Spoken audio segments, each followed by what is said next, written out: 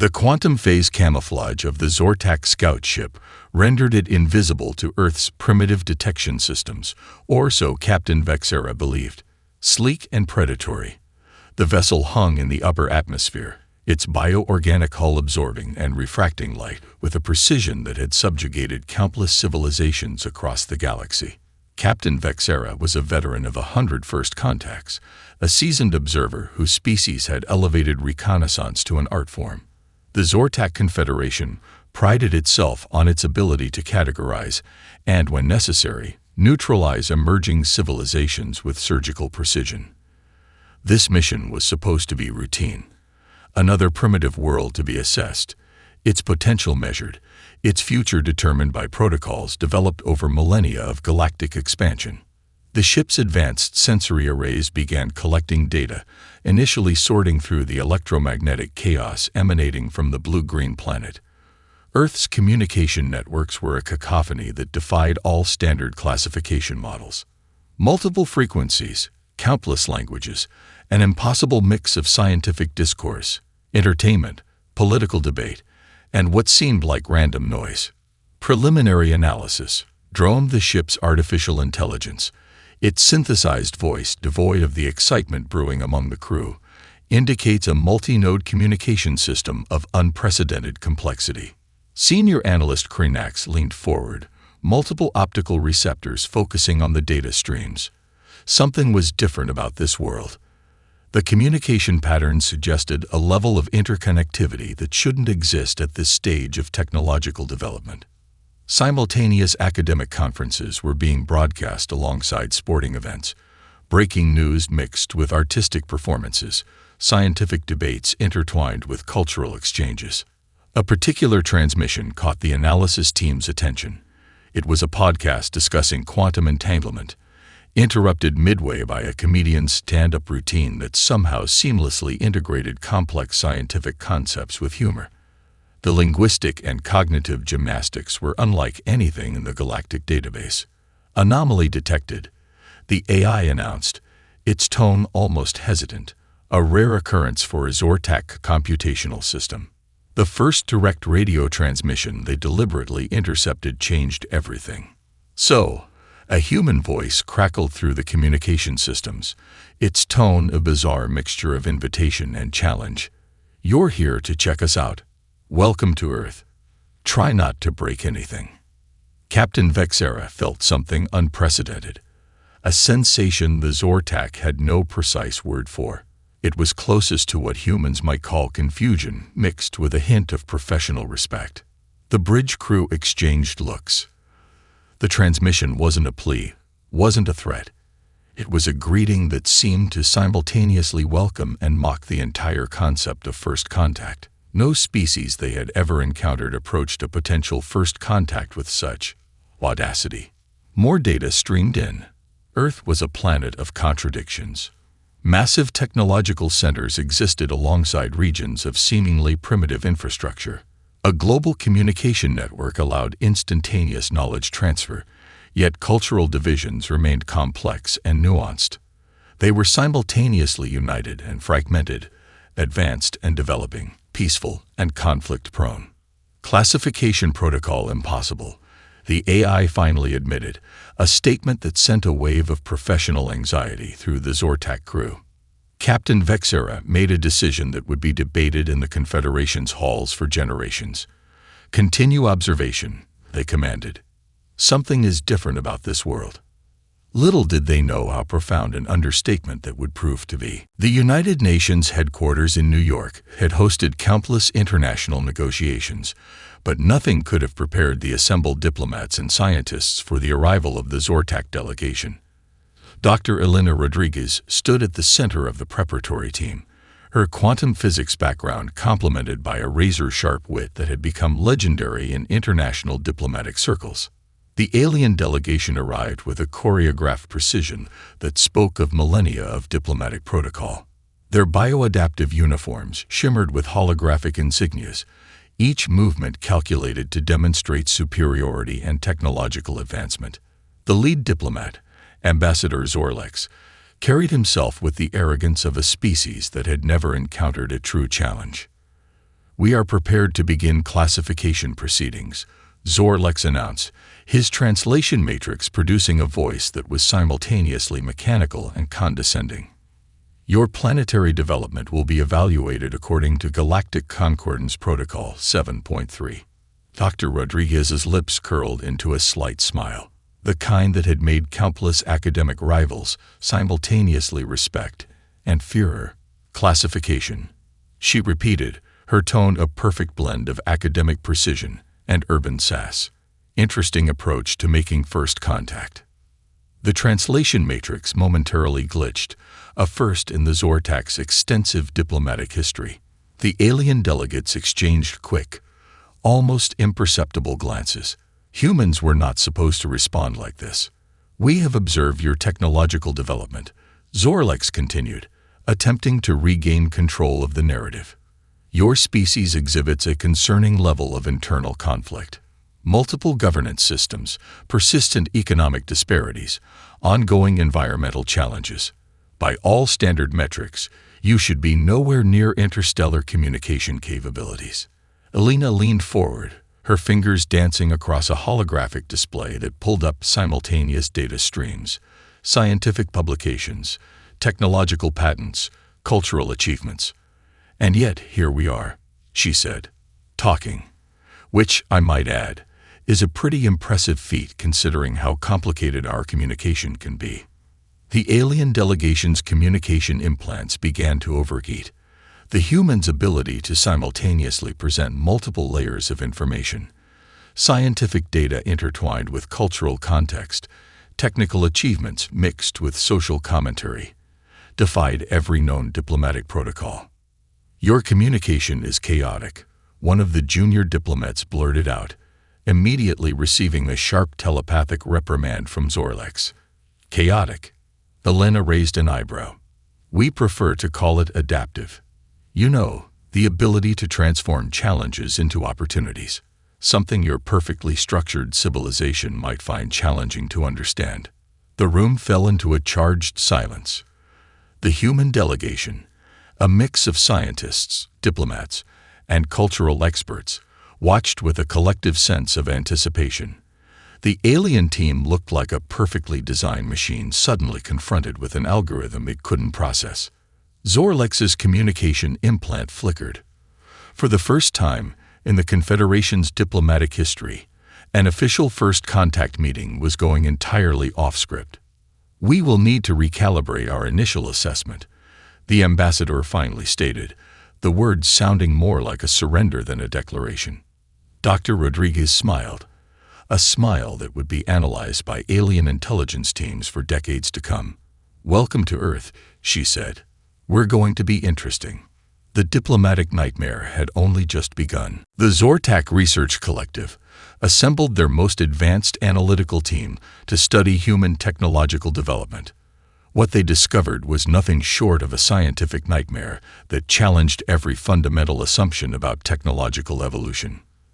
Dr. Krinax, the lead researcher, stared at the holographic projections with all 6 of her optical receptors simultaneously processing different data streams.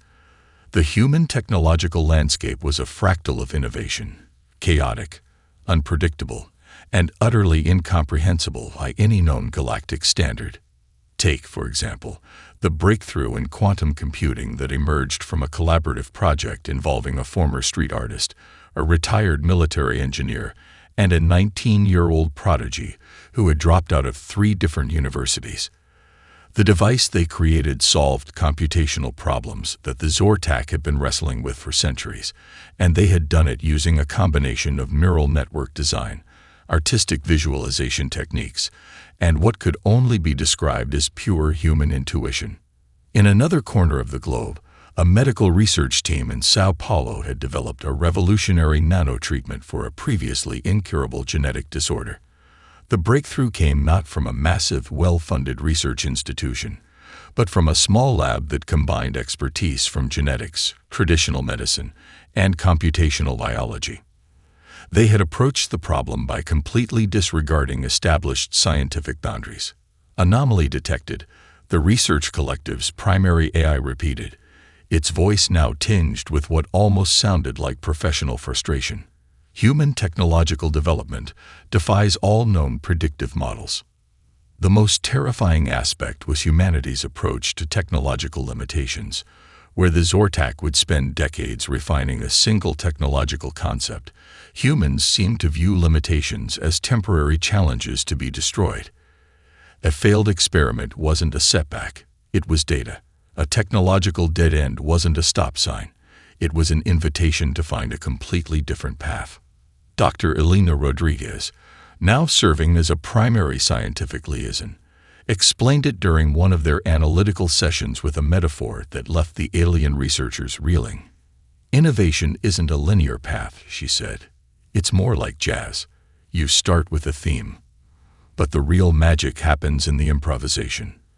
The Zortak had no cultural equivalent to jazz.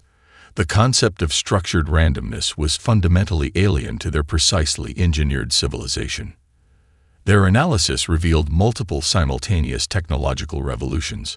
While one team developed advanced renewable energy solutions, another created revolutionary agricultural techniques. A group of high school students in Kenya designed a low-cost water purification system that could transform entire regional ecosystems. In Silicon Valley, startups were developing artificial intelligence approaches that made the Zortak's most advanced systems look like primitive calculators. What truly terrified the research collective was the source of these innovations. They weren't coming from centralized, government-funded research centers. They emerged from universities, private laboratories, community workshops, and what humans casually referred to as garage startups. Their entire civilization is a distributed innovation network, Dr. Kernax finally concluded in her report to the Zortak High Council. Traditional methods of technological assessment are no longer applicable. The report was marked with the highest classification of scientific alert, a designation previously used only twice in the Confederation's extensive history. Humanity wasn't just developing technology. They were reimagining the entire concept of technological progress. And they were just getting started. The Zortak Confederation's Central Intelligence Complex was a marvel of galactic engineering. Spanning 3 artificial planets, its computational cores processed more information in a microsecond than most civilizations could manage in a decade. Yet, as the first comprehensive threat assessment on humanity rolled in, the entire complex seemed to vibrate with an unprecedented sense of professional anxiety. Senior strategist Fornak reviewed the holographic projections, his multiple sensory organs absorbing information at a rate that would overwhelm most biological systems. The human historical record was unlike anything in the Galactic database, a terrifying tapestry of continuous transformation. World wars that should have destroyed humanity instead became catalysts for unprecedented technological and social innovation. Economic collapses that would have collapsed other civilizations became opportunities for reinvention. Environmental challenges that seemed insurmountable became platforms for collaborative problem-solving. The most disturbing analysis came from their psychological profile team. Humans didn't just survive challenges, they seemed to thrive on them. Their concept of resilience went beyond mere survival. It was a fundamental reimagining of adversity itself. Consider their response to global pandemic, one report noted. Instead of societal collapse, they transformed entire economic and technological landscapes. Medical research accelerated. Communication technologies evolved. Entire work paradigms were redesigned in months, not centuries. Another projection tracked human conflict resolution, where most galactic civilizations would engage in prolonged, destructive conflicts. Humans displayed an uncanny ability to find unexpected solutions. Their history was a constant cycle of conflict and rapid, transformative reconciliation. The artificial intelligence assigned to the human threat assessment began to exhibit behaviors that concerned even the most advanced Zortak computational experts. It started generating predictive models that seemed to learn and adapt faster than any previous system. Warning, the AI announced during one assessment session, traditional threat metrics are no longer applicable. Humanity represents a nonlinear evolutionary variable. The psychological profile was equally alarming. Humans possessed a collective imagination that defied all known evolutionary models. They could simultaneously hold multiple, often contradictory perspectives. A species that could produce both world-changing scientific research and wildly creative artistic expression in the same geographical region was fundamentally unpredictable. Vornek's final report to the Confederation's High Council was a masterpiece of carefully constructed professional concern. Humanity is not merely a potential threat. They are an existential variable that challenges our entire understanding of technological and cultural development. Their capacity for collective action, technological innovation, and psychological adaptation represents a fundamental unknown in our galactic models of civilization progression. The report was classified at the highest level of galactic security, but classification, the strategists knew, was meaningless against a species that seemed to view limitations as mere suggestions. Most concerning was humanity's apparent lack of understanding of how exceptional they were. They didn't see their abilities as extraordinary. They simply saw them as problem-solving. A species that didn't recognize its own potential was potentially the most dangerous kind of species.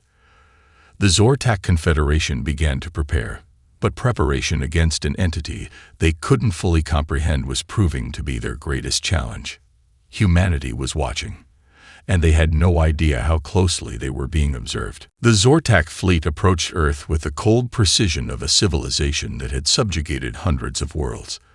Their quantum-phase battleships represented the pinnacle of galactic military technology, weapons that had reduced entire civilizations to cosmic dust in mere hours. The invasion plan was meticulously calculated, designed to neutralize human potential before it could fully develop. First Lieutenant Maya Chen of the United States Space Defense Command was monitoring a routine deep space surveillance shift when the first anomalous readings appeared. Most would have missed the subtle quantum distortions, but Chen was anything but ordinary. A quantum communications specialist with a background in theoretical physics and guerrilla networking, she represented the best of humanity's adaptive capabilities. "Something's not right," she muttered, her fingers dancing across holographic interfaces that merged military-grade tracking systems with cutting-edge scientific analysis tools. The alien fleet's first strike was intended to be surgical. They would disable global communication networks, neutralize key technological infrastructure, and demonstrate overwhelming superiority.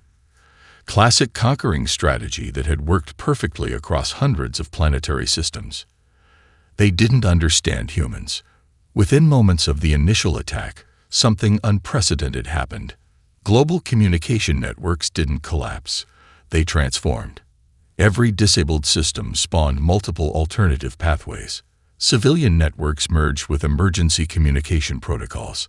Amateur radio operators, satellite hackers, and community communication groups began creating an entirely new communication infrastructure faster than the aliens could track. Military response was equally fluid. Instead of a centralized command structure, human defenses became a distributed network of adaptation. A destroyed satellite communication center in California was immediately supplemented by a network of high-altitude weather balloons converted into communication relays. Brazilian tech startups began streaming real-time alien movement data through decentralized blockchain networks. A group of MIT students developed a quantum encryption protocol that rendered alien communication interception impossible in less than 48 hours. The psychological warfare was even more devastating. Every moment of the conflict was broadcast globally. And then, incredibly, interstellarly. Civilian footage mixed with military communications, scientific analysis intertwined with raw human emotion. The aliens found themselves not just fighting a military, but an entire planetary consciousness. They're treating this like a global collaborative project. A bewildered Zortak tactical analyst reported. Not a war. Lieutenant Chen understood something the aliens didn't. Humanity's greatest strength wasn't its technology. It was its ability to unite, to transform, to see every challenge as an opportunity for collective growth. When the alien fleet targeted critical infrastructure, They discovered that critical in human terms was fundamentally different. A destroyed power grid spawned a dozen local solar and wind energy solutions. Disabled communication satellites were replaced by drone networks and community-developed alternatives. The invasion became a global hackathon, a planetary problem-solving exercise. Most terrifying for the Zortak was humanity's response to loss. Where other civilizations would have collapsed, humans adapted. Each destroyed system was immediately studied, understood, and reimagined. Military strategies were crowdsourced. Technological innovations happened in real time, on battlefield communication channels. By the third day of what was supposed to be a swift intervention, the Zortak fleet found itself in a situation without precedent in their extensive galactic conquest history. They were losing, and humanity wasn't even trying to fight a conventional war. Dr. Elena Rodriguez stood in the makeshift research complex that had emerged from the ruins of Silicon Valley's tech centers. Around her, a team that defied every conventional understanding of collaborative research worked with a frenetic energy that would have terrified the Zortak observers, if any were left to observe. The captured alien fighter lay disassembled across multiple workstations. It wasn't just being reverse engineered. It was being completely reimagined. We're not just copying their technology, Elena explained to the mixed team of engineers, physicists, computer scientists, and what could only be described as professional problem solvers. We're understanding its fundamental principles and then building something entirely new. A former automotive engineer was redesigning the ship's quantum propulsion system using principles borrowed from deep-sea marine biology. A computational linguist was translating the alien communication matrices into a framework that merged human neural network design with quantum computing concepts. A teenage programmer from Nairobi was developing an entirely new programming language based on the alien technology's core communication protocols. The Zortak research teams watching through their remaining surveillance systems couldn't comprehend what they were seeing. This wasn't just technological adaptation. It was technological revolution happening in real time. Each piece of alien technology became a learning opportunity. A destroyed communication array spawned 3 different communication technologies. A damaged energy weapon inspired breakthrough renewable energy solutions. The aliens' most advanced systems were being studied, understood, and then completely transformed within hours of capture. Dr. Marcus Chen, a veteran of multiple interdisciplinary research initiatives, explained it best during a global broadcast. "We're not just fighting a war," he said. "We're having a conversation with the universe through technology." The global research effort defied every known scientific collaboration model. Universities merged with community workshops. Open-source platforms became critical research centers. A network engineer in Buenos Aires would solve a quantum encryption problem proposed by a research team in Tokyo, with input from a group of high school students in Kenya. What the Zortak failed to understand was that humanity's greatest weapon was its collective imagination. Each technological challenge was approached not as a problem to be solved, but as an opportunity to reimagine possibility. By the third week of the conflict, human-developed technologies were already advancing beyond the alien systems that had initially seemed insurmountable.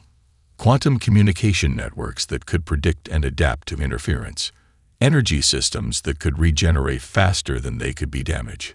Defense mechanisms that learned and evolved with each encounter. The most terrifying development for the alien observers was the speed of innovation, where their civilization would take decades to develop a technological breakthrough. Humans were producing revolutionary concepts in days, sometimes hours.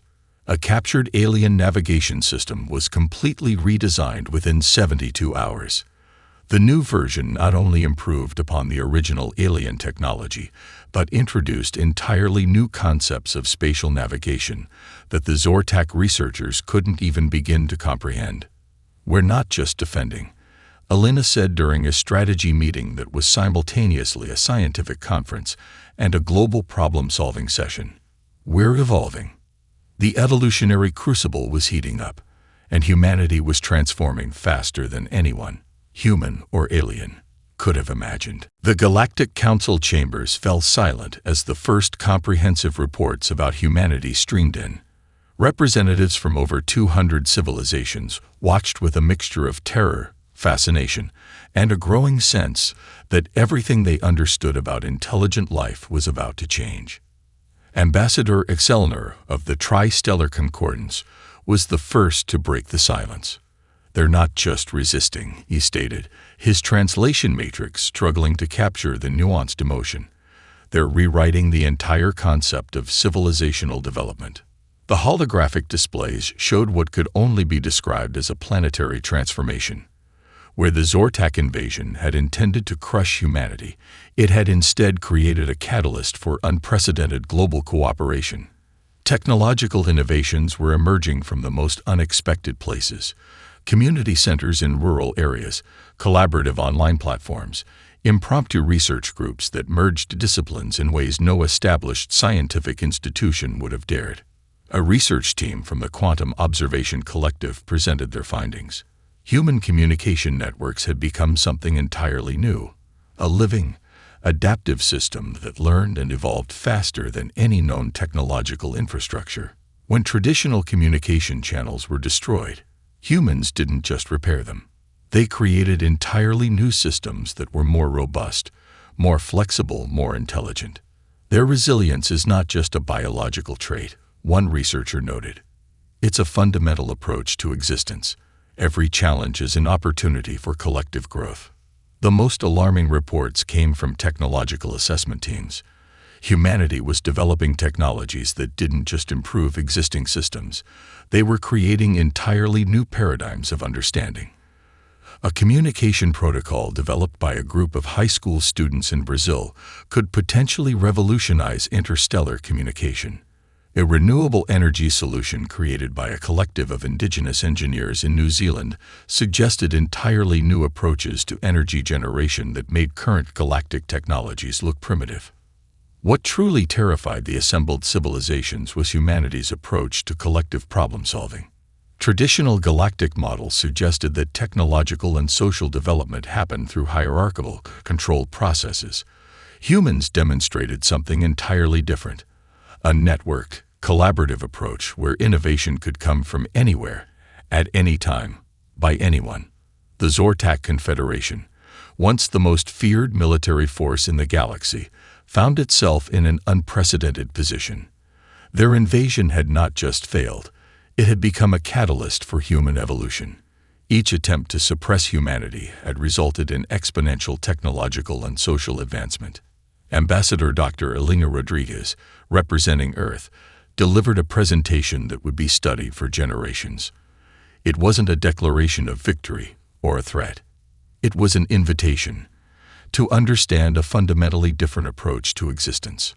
"We're not interested in conquest," she explained, her presentation shifting between scientific data, cultural insights, and philosophical perspectives. "We're interested in possibility, in growth, in understanding." The holographic displays showed a planet in transformation, cities redesigning themselves, educational systems becoming adaptive learning networks, healthcare becoming a global, collaborative effort. Every system was being reimagined, not through top-down control, but through collective imagination. Other civilizations watched in a mixture of horror and fascination. Humanity wasn't just surviving, they were thriving.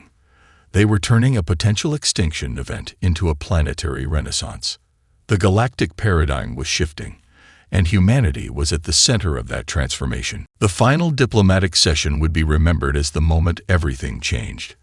The Galactic Council chambers, a marvel of architectural engineering that had hosted countless pivotal moments in interstellar history, now felt charged with an anticipation that defied all previous diplomatic encounters. Dr. Elena Rodriguez stood at the center of the vast chamber, surrounded by holographic representations of civilizations spanning hundreds of light years. She was not dressed in a formal diplomatic uniform, nor did she carry the ornate ceremonial devices typical of galactic representatives. Instead, she wore a simple jacket that bore patches from research centers, community projects, and collaborative initiatives from around the world. "We're not here to conquer," she began, her words translated across multiple linguistic matrices.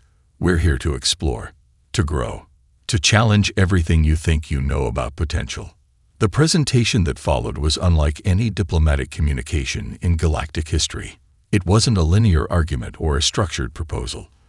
It was a living, breathing narrative of human potential, a combination of scientific data, cultural insights, philosophical perspectives, and raw human experience. Holographic displays showed moments of human resilience. A community in sub-Saharan Africa developing revolutionary water purification technologies. Students in Tokyo creating adaptive learning systems that could transform educational paradigms. Indigenous engineers in the Amazon developing ecological technologies that reimagined human interaction with natural systems. What made the presentation revolutionary was its fundamental approach. This was not a pitch for galactic membership or a demonstration of technological superiority. It was an invitation to a different way of understanding existence. "We don't see limitations," Elena explained. "We see opportunities.